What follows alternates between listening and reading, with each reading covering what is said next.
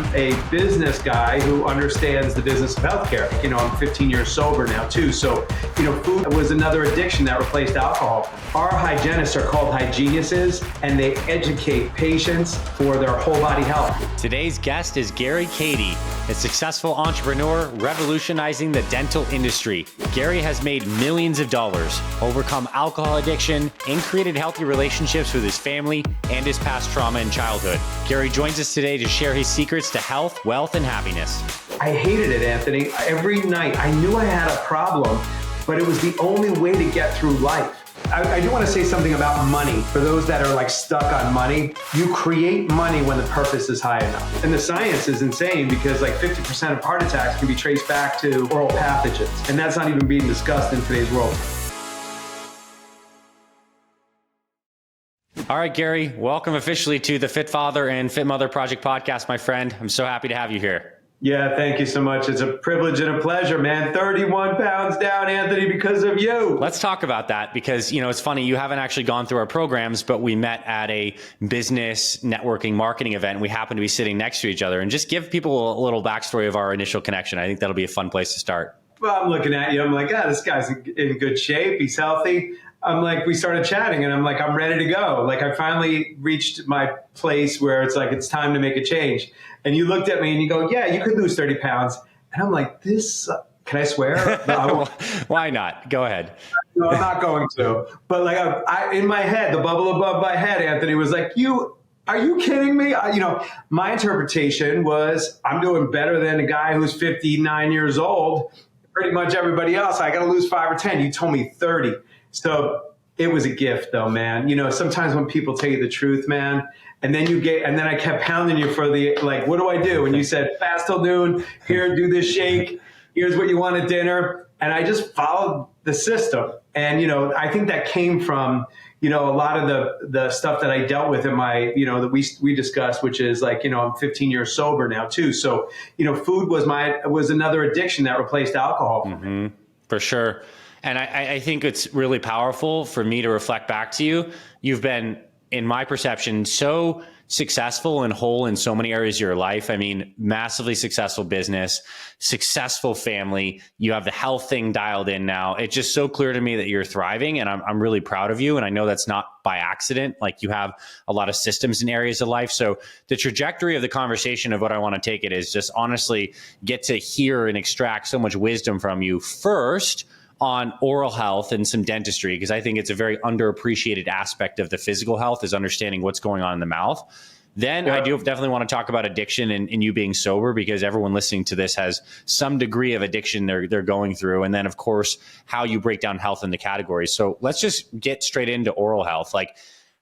What do people not know about this? Why is it more important than people realize for the overall body health to take care of the mouth? And what does a healthy mouth actually look like? Yeah, as you know, I'm connected to the dental industry, and for years, dentists were because medicine was it was dentist neck up, medicine neck down, and there's this separation. And I helped dentists on the business side of their business, and what I got to see was there was no value proposition there. It was basically asking people what's wrong with them, and searching for symptoms. And then all of a sudden, a doctor's like, yeah, we can put a crown on that. We can fill that. So I saw this dysfunctional business situation because they weren't getting to the root cause of things. And I'm a root cause guy. I want to know why things are at its root so that we can change it sustainably. So my dad had a heart attack.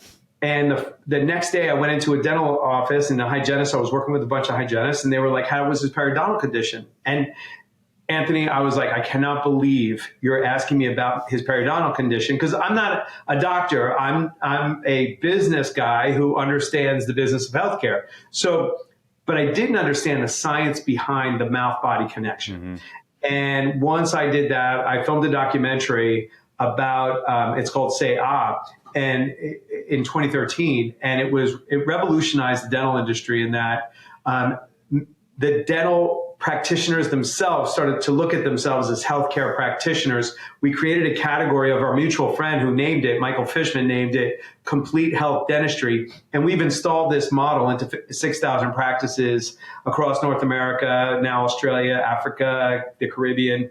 And it basically brings an education system for the soft tissue, the bacteria in the mouth, microbiome, and then once it gets into the bloodstream, what it can do. And the science is insane because like 50% of heart attacks can be traced back to oral pathogens. Incredible, like incredible. And that's not even being discussed in today's world. So this is really cutting edge stuff, but it's really founded on science. It's a game changer. Yeah, and I want to hammer on that a little bit more with a couple of facts that I know and you can expand on. Basically, we have natural bacteria in our mouth. And like when we wake up in the morning, we get that slime off our teeth. Like that's the bacteria forming a slime on the teeth. And it's normal to have, just like we have a gut microbiome, we have the oral microbiome. But unfortunately, when we don't have good oral care, like there can be pathogenic bacteria that build up, let alone if they get into the gums or deeper into the mouth. And that creates like low level inflammation. And that's kind of smoldering constantly. So you may have inflamed lymph nodes. And then also some of these bacteria, like maybe some of the strep and other kinds of bacteria, can actually get into the heart and start to like form plaques through that inflammation. So is that kind of part of the mechanism that's understood? That's exactly it. And think of it this way. Over 50% of Americans have some form of periodontal disease. That's gum disease, the soft tissue, the pink tissue around your teeth. Over 50%. Diagnosed in dental practices last year, 8%. Treated, 4%. And it's because it's asymptomatic, Anthony. And here's the thing. Your gums are the surface of my hand. That's how much surface area is in your mouth. When there's chronic inflammation in the mouth, the rest of the body cannot fight its inflammation because it's chronically trying to manage the inflammation in your mouth. And it's left unsaid. And then there's whole systemic connections of heart attack, stroke, diabetes, all the circulatory issues that go on with that, the endothelium. We have dentists that are using nitric oxide in the office. Like that's part of the supplementation. So we now know the whole mouth-body connection. We now have a delivery vehicle in dental practices, and now we're bringing medicine and dentistry together to collaborate, and it's really profound. It's been an amazing experience and a real pure joy to transform our industry, and this is the top of the food chain. Yeah, that's amazing. Literally the top of the food chain, where it all starts, like the chewing in the mouth. And a couple other facts, because we're on the oral health discussion, that I think are fun and relevant, is I interviewed one of the world's leading nitric oxide experts last year, Dr. Nathan Bryant, and he taught me that it's actually the bacteria that live on the back of the tongue that initiate the process of actually creating nitric oxide. So it's not just like the idea that bacteria in your mouth is bad. Bacteria in your mouth is normal. You just don't want inflammation in the gums, the wrong kind of bacteria. And you actually need the right kind of bacteria on the back of your tongue to create this gas called nitric oxide that is a vasodilator, increases circulation, improves your heart health, improves the amount of blood that goes to your brain. So you want that bacteria. And what he found from studies is actually using mouthwash and fluoride toothpaste and some of these heavy antiseptics in the mouth actually can kill that nitric oxide bacteria and create more oral problems. So it's a little complex in terms of like what you do. You want clean teeth, but you don't necessarily, in Dr. Nathan Bryant's opinion, want to be using like mouthwash all the time. So this is why it's a subtly nuanced game. Exactly. And we're working with a company that has a gum that you chew in the morning that facilitates that microbiome. And then the supplementation, when you're 60, I just turned 60 this year, I produce almost no nitric oxide at all. So I supplement it and I check myself every day and I'm like, I feel amazing, and I didn't have a problem in this area. I like being fully transparent, but erectile dysfunction, heart, stroke, everything that's, has an endothelium connected to it, that's a root cause issue. And who knew that, I didn't know. And it took a non-dentist to locate this. I find that people that are not trained a certain way can see things that are breakthroughs. We had our breakthrough and now we're built out this whole education system and this whole health system inside of a dental office. Last thing about this, Anthony, I'll say, we look at the dental practice as the hub of the community. everybody goes to their hygienist twice a year. Our hygienists are called hygienists, and they educate patients in a way for their whole body health. We have them reading the medical history form, tying to the chronic disease to the mouth, and then quarterbacking healthcare from the hygiene chair. It's a really powerful vehicle. Yeah, it is cool to think about it in that way, how important a proper like dentist community connection is to help this. And like also if you have kids right now, I mean, improving their oral health, if they're eating a lot of sugar, getting constant cavities, using too much mouthwash, like that is going to set them up for honestly just like more health challenges down the road. So that's that. And one other thing I'll say, final thing on the oral, and then we'll move into maybe some of this whole life success and definitely talk about addictions as well, is you can actually test your nitric oxide like I know you have.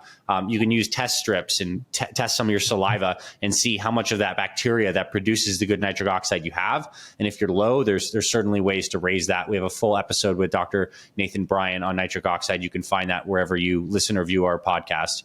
Okay, so let's get into addiction. I love, one of the things I love about you, Gary, is how open you are, and also like how successful you are. And that combination is very powerful, where you're very vulnerable, and you clearly went through a lot of addiction with alcohol. And I don't know if everyone listening to this has necessarily had that exact addiction, but they probably have something in their life that they felt struggle with cravings and urges around. And so let's get into your story around that and what you've learned about changing your relationship to all things addictive and how that affects all the other areas of your life. Yeah, well, first of all, I didn't know what I didn't know. I couldn't even see that I had a problem. You know, my wife came to me one day and she said, "My nickname's Party Fresh, Anthony. Give me a little alcohol," and the party just goes, right? And it worked until it didn't. I didn't realize I was using it as a coping mechanism, because I've created all these egoic structures of like what would have me survive in the world. And whenever they were threatened, I was suffering. And when I suffered, I drank. So it was really a self-medicated just ecosystem that, you don't know until you interrupt it. Mm-hmm. And so when my wife came to me 15 years ago, my son was diagnosed with autism. And so, circumstances are really good for addictions, because you have to you have to stare them down, because there was no way that I was going to stay married. First of all, 85% of people with kids on the spectrum get divorced. There was no way that I was I couldn't continue to cope, because I hated it, Anthony. Every night I knew I had a problem, but it was the only way to get through life. And so, I'll tell you, I had workaholism, alcoholism, and autism, 3 isms within, it was all collapsed at one time. It was in 2007. And my wife came to me. She goes, "Listen, Party Fresh, you don't have to quit drinking, but you can't stay here." Because we were living in Carefree, Arizona at the time. She goes, "We're going to be moving back to New York. The services here are horrible. We're going to New York. We're moving here." I had a business, a 5-year lease, employees everywhere. She goes, "You'll figure it out." And I do want to say something about money. For those that are stuck on money, you create money when the purpose is high enough. That I learned from that lesson. I just want to put that up, and we can come back to that later. But what happened was, basically I had to look in the mirror, and I called the guy who I knew, a dear friend who had 36 years of sobriety, and said, "What do I do?" My wife said, "This is it." And I needed, just like I needed you to tell me I was 30 pounds overweight, I needed my wife to come and go, boom. It's like booze, family, choose. Mm-hmm. Booze, family, choose. And we're gifted, even though it was painful that day, we're gifted with turning points in our life, because if things aren't painful, you don't take a look at it. We typically go into avoidance and denial. Avoidance and denial, I think, is the biggest things that are affecting the world, because the minute I handhold somebody and bring them closer to it and show them that it's okay, they take action. That's how we get change to be done in dental practices. And that's what I needed. I needed you to say, "Hey, you're 30 pounds overweight, and here's what you need to do. Hey, you're drinking too much." She told me to go figure it out. But she didn't tell me she was, I had to stop drinking. She just said, "You can't come with me." And I saw the loss of that. And loss is actually a change agent for me. For sure. One of the powerful questions I took from what you shared is basically, what do I turn to as a way to cope with the stresses of my life? And mm-hmm. for you, it was interesting that the alcohol, it all starts out as something that's fun and somewhat beneficial. Yeah. And then it turns upon itself into something that's destructive. And I think the people that are the healthiest long term have healthy outlets to deal with stress. So like right now, if and when you experience stress, like what are your healthy outlets like to decompress or to reconnect? Like you obviously are not drinking now. So what are you doing? Connection is the opposite of addiction. I read that in Ben Hardy's book. I forget, it's one of his first book, if you know Ben. And there was one line that I took away from that book. His dad was an addict, so he wrote that in there. And I was like, that was everything. I was disconnected from myself. Like I would be here, but I wouldn't be here. I was so numbed out to everything. And addictions are isolators. They take us into our own world. And largely what happens is in the program that I'm in, is really, it's because we're self-centered and we have self-centered fear of not getting what we want or fear of losing what we have. And then we're having a monologue with ourselves, with our own voice, telling us stuff. So the egoic structure is playing conversations with us. And it's like, do you ever see like in a cartoon, I always liken it to the cats that are going, ree, ree, ree. And it's like you have this combative like conversation in your head and there's no way out. And so what I was doing was I just wanted to shut it down temporarily because I hated being in that conversation, but I didn't know how to do it. So there's some things to do. Like first is like really getting a strong spiritual connection. Spirituality is one of the root causes of healing. And I thought it was religion. Spirituality is not religion. So that's number one. Number two, making amends was key for me. Like really cleaning up, the breakdowns and facing face to face, like talking to my parents and like my dad beat me as a kid. And that was part of the trauma. A lot of addiction, I'm going to say all of it in my experience, is directly connected to some form of trauma. Too much, too fast, without warning. That's the definition of trauma. So if you've had that somewhere along the way, you get caught on that. And then I found coping mechanisms to go, figure that out. So I worked since I was 8. I'm a workaholic, or I used to be. And by the way, I now have a coaching company for executives to shut down that type A overachieving mindset and heal in the 5 domains of health. I define them in 5 areas: physical health, financial health, social health, mental health, and spiritual health. And so, and if one of those 5 domains are out, it affects all others, so they're all connected in my world. Like if I don't have my physical health, well, everything else falls apart. If I don't have enough money to handle my affairs, that affects that. If I'm not connected socially, forget. If my mental state is like it used to be, I'll tell you, Anthony, I didn't want to live and I didn't want to die. So I was in a spot where like, what do I do? Like, okay, like what do you, and there was 3 years when I had severe panic attacks. Like, holy crap. Like I couldn't walk down a street without like, scare jumping, So, anybody out there that's suffering, please, there is help. I didn't have to go and call suicide hotline, but like I was raising my hand for help. And by the way, that was probably the root opportunity for anybody if they want to take action. If we learned anything out of the pandemic, asking for help is a strength, not a weakness. And so often our egos think it's like, if I don't know this, I should know this. Oh, I'm in this field. I'm in the healthcare field and I wasn't healthy. And I had to tell the truth about that. And that's the other thing that I've learned in the process, the 3 A's: awareness, acceptance, and action. First, I have to become aware that I have a problem. Then I have to accept it. I'm an alcoholic. I was in denial about it. I go, honey, I was a little drunkety drunk. I was a little slurring my words, minimizing it, and then get into action, and which is what I did. I called this guy who had 36 years, and he told me what to do, and I just followed it. I followed the system like I followed your system. Surrendering to win is the other mindset. Mm-hmm. Surrendering is not losing who you are, but your ego doesn't want you to do that. Surrendering to win is following a process that somebody's already figured out, and you get to the other side. Nice. I want to spend the rest of the time in our conversation getting into those 5 categories. And I think so again, physical, financial, social, mental, and spiritual. People listening to this have a good idea of what physical health looks like in some of the hows to get there. So let's start with financial. Like, yep.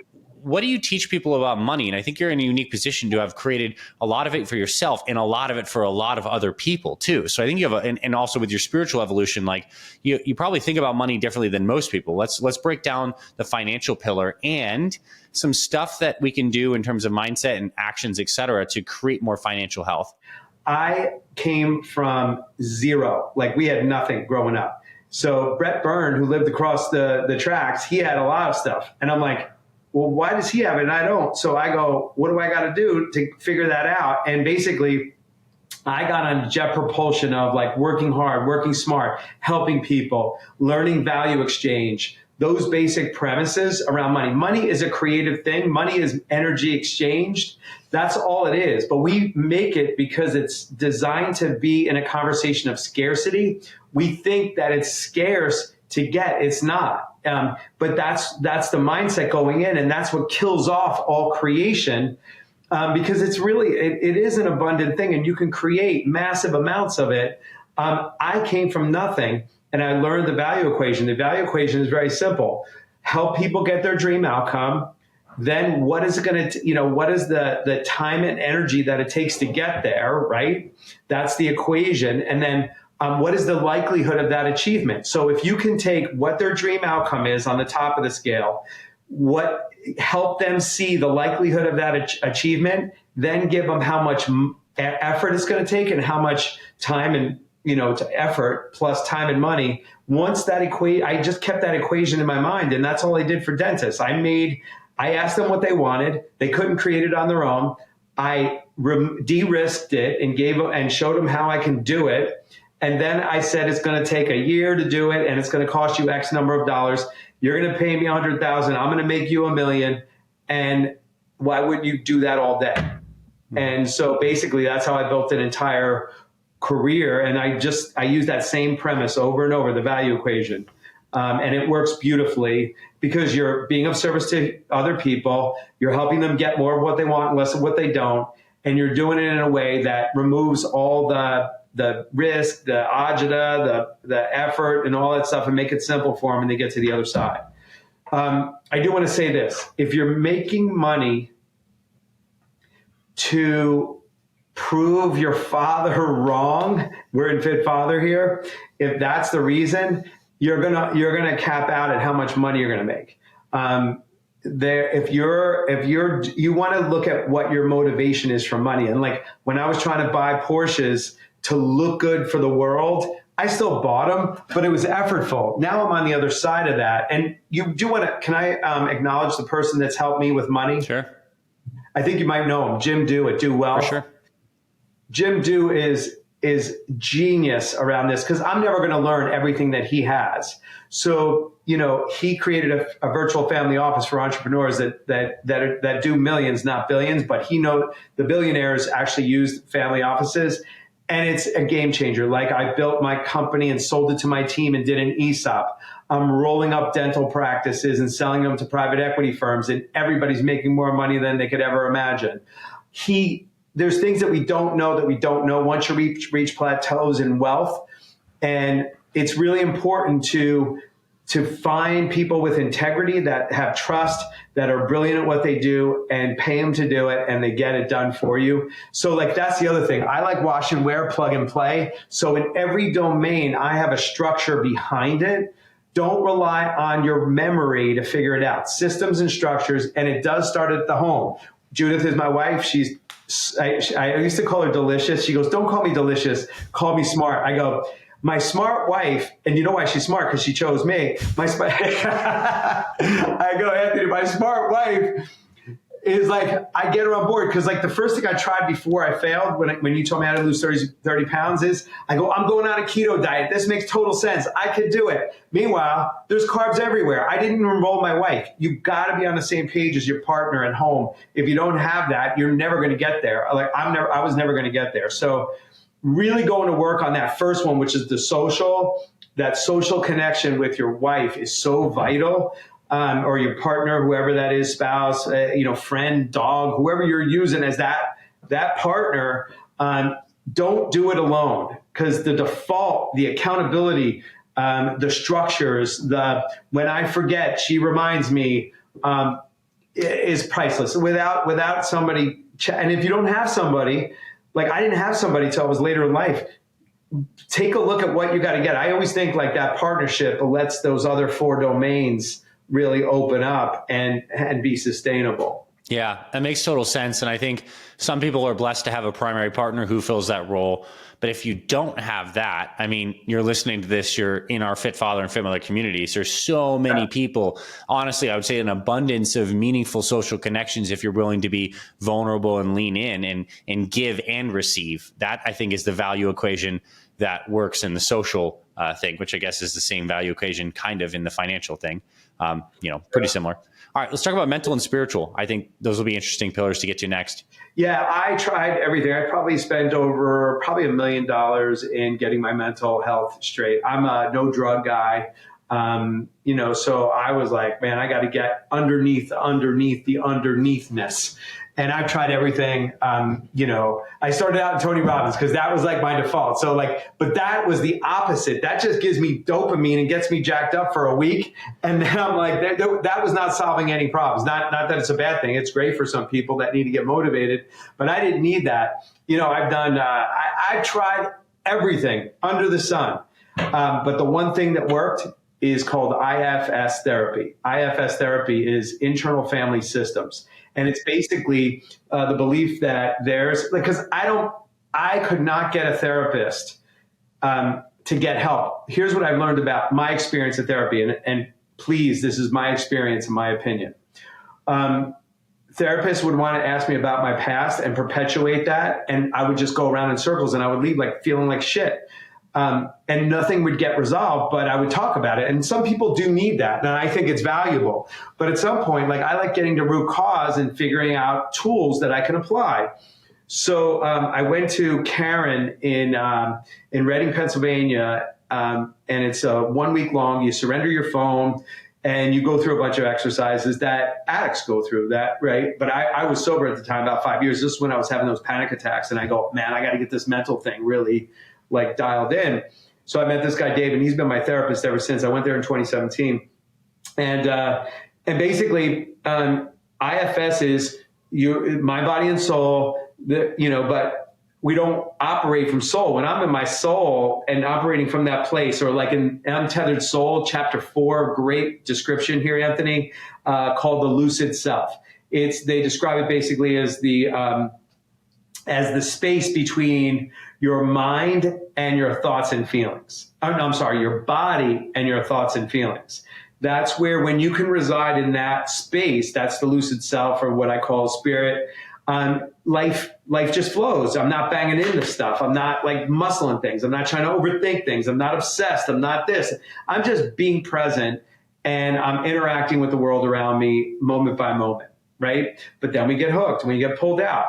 And so the work that I did that really transformed my mental health, and I literally can say, without having to meditate on a daily basis, I have a clean mind. And when I don't, I used to operate, my wife goes, you go from 0 to 100 in seconds. I go, I idle at 90. Now I idle at 10 because I'm in a parasympathetic state. Yeah. And I was in a sympathetic state. I was flight or fight all the time.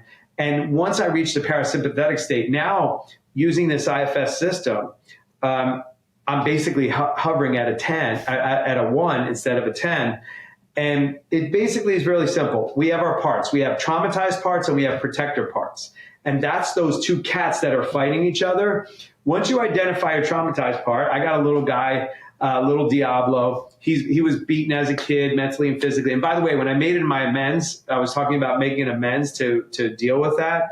I made an amends with my dad, and he did the same with me. I said, I'm sorry I drank. It probably really upset you that I was drinking and I was car surfing. My friend would drive me home and I'd be on a car while the car's driving on the roof, at 2 a.m, not crazy things, right? And my dad, mom are looking at me, would do that, right?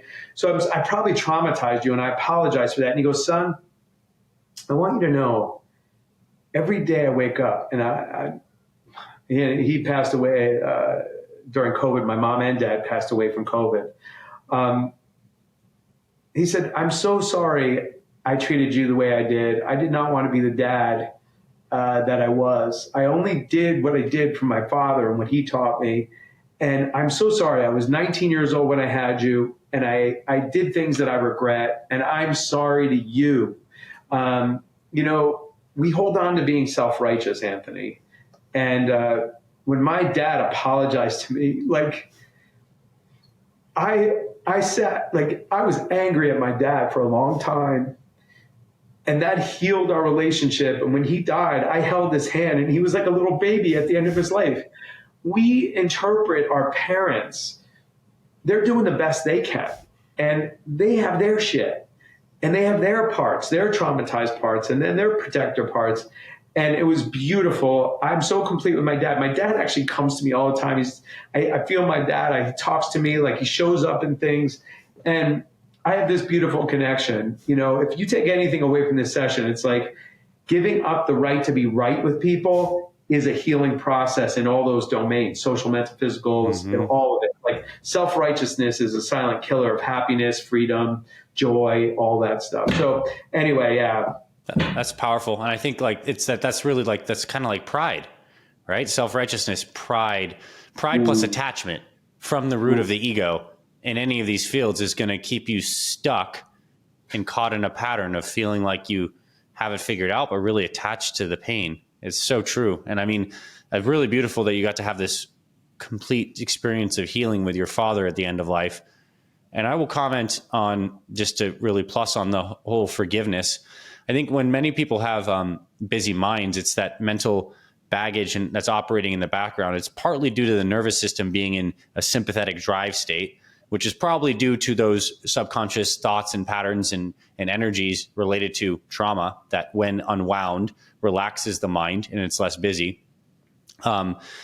But also the forgiveness component. I did a week-long meditation course where they track your brainwaves, and like the number one thing that allows your brainwaves to relax into the alpha waves that feel so joyful and creative and present is forgiveness. So you go through your whole life and you forgive basically everything and everyone. And it doesn't mean they need to necessarily be there. It was really beautiful that you and your dad had this cathartic healing moment where both of you were able to give and receive that healing. But I think that's a charge for anyone to listen to this up to this point. If you haven't written down anything in your life that you want to forgive, or who you want to forgive, or what you want to release, like, that would be the action step, I think, from this conversation, would be one powerful one for sure.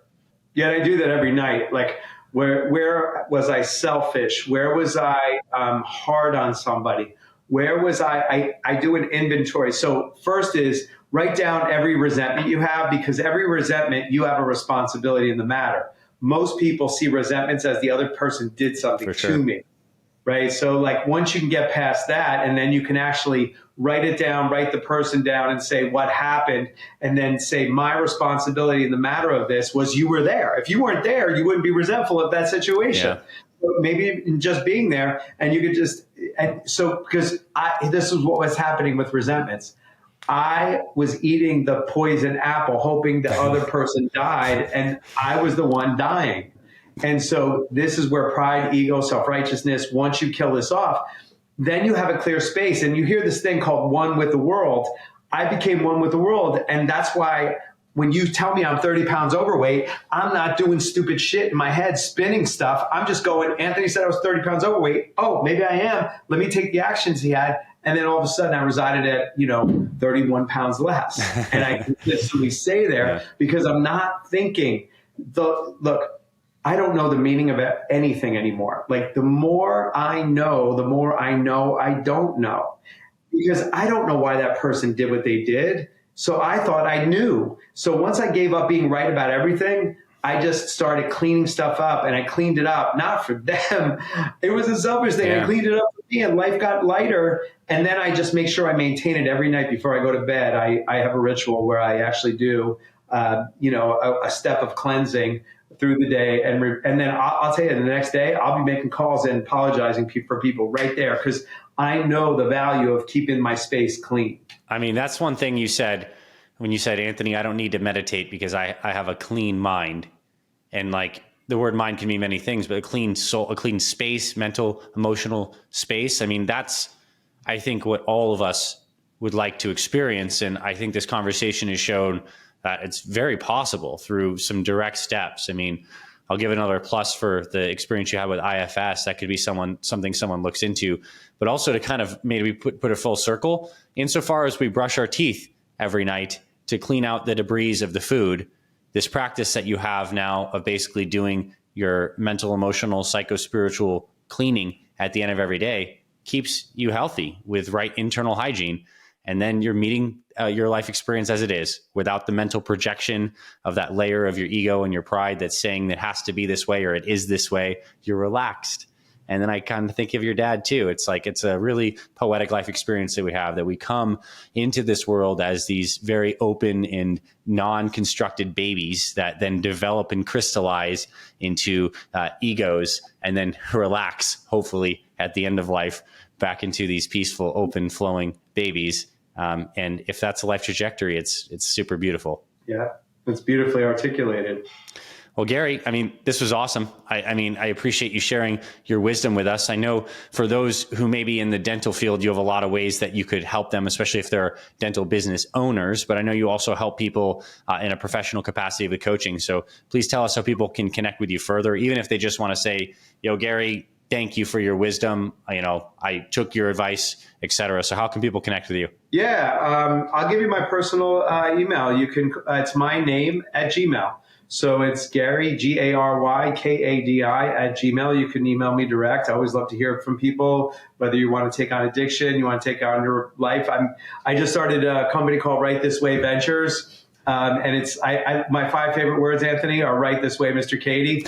I love access and freedom. My purpose is to help people to create a freedom to be anything they choose. And so I just sold my company and exited. And now this is what I'm going to do for the rest of my life. I'm going to do pre-treats in Italy. And a pre-treat is check yourself before you wreck yourself.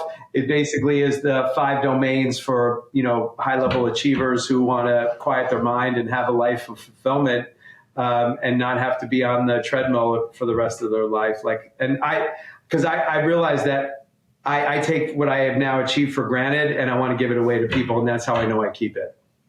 Amazing.